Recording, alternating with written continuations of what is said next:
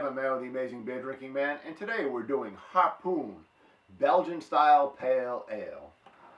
Belgian styles usually have Belgian yeast. I'm assuming that's what it's going to have in it.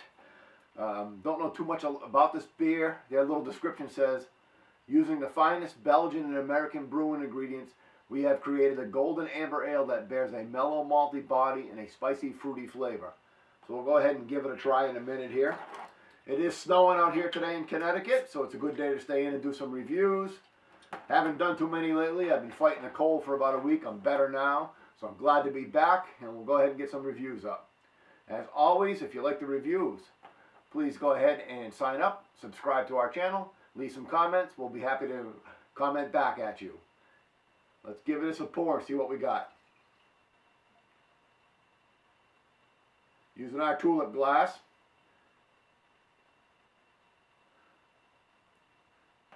We got a slightly off-white head on it. Maybe a finger. Nice orange color to it. I'm not sure if we can see it on the camera or not. Looks like a lot of carbonation, a lot of bubbles. Nice looking beer. We'll go ahead and give it a little aroma test. A little aroma test. Ooh. God, a hint of orange in there. Maybe a small hint of banana, which would be the Belgian yeast.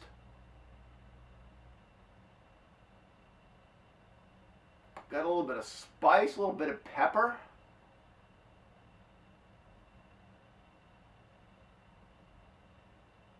I'd say there's a lot going on. Besides, I'm getting a little hint of the hops. I'll put the hops on the description underneath. And we'll also, what was I going to say, I'm getting a little bit of the malt. So an awful lot of aroma going on here. Not bold, but little hints of everything. So I'm looking forward to giving this one a taste and see what we got.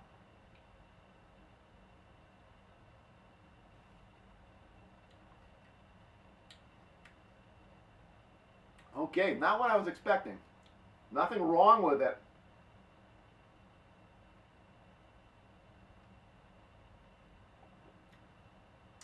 But it's got more of a earthy, malty flavor than I was expecting from those aromas. Just a hint, just a small hint of the bitter aftertaste.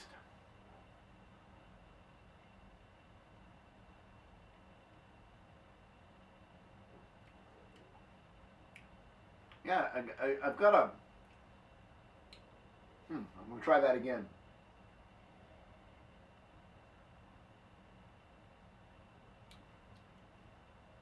It's fairly thin. And it got a, I don't want to say grassy, but an earthy, autumny, which is not really a word, but that type of the year taste to it.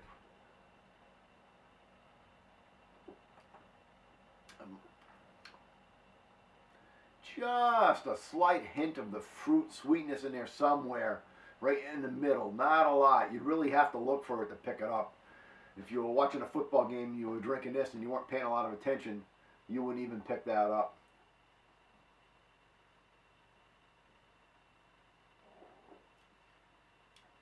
Kind of a dry aftertaste.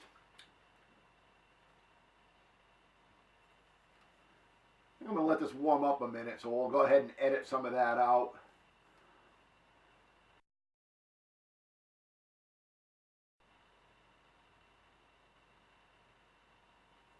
Okay, we're back. We've warmed it up a little bit.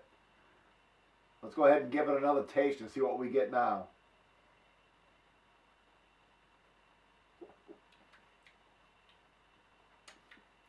Actually, the flavor hasn't really changed.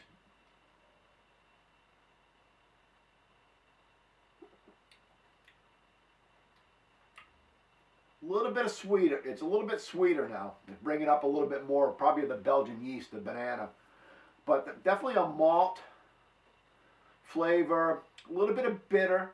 I guess the Belgian Pale Ales were a reaction to Pilsner after World War II, trying to get a little more of that bitter taste that you get with some of the classic Pilsners out of like the Pilsner Urquell. I would say It's not a bad beer. Doesn't knock your socks off.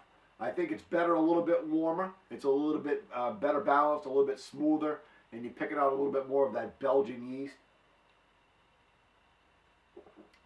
I'm going to give it a 3 caps out of 6. So 3 out of 6 on the rating. It's drinkable.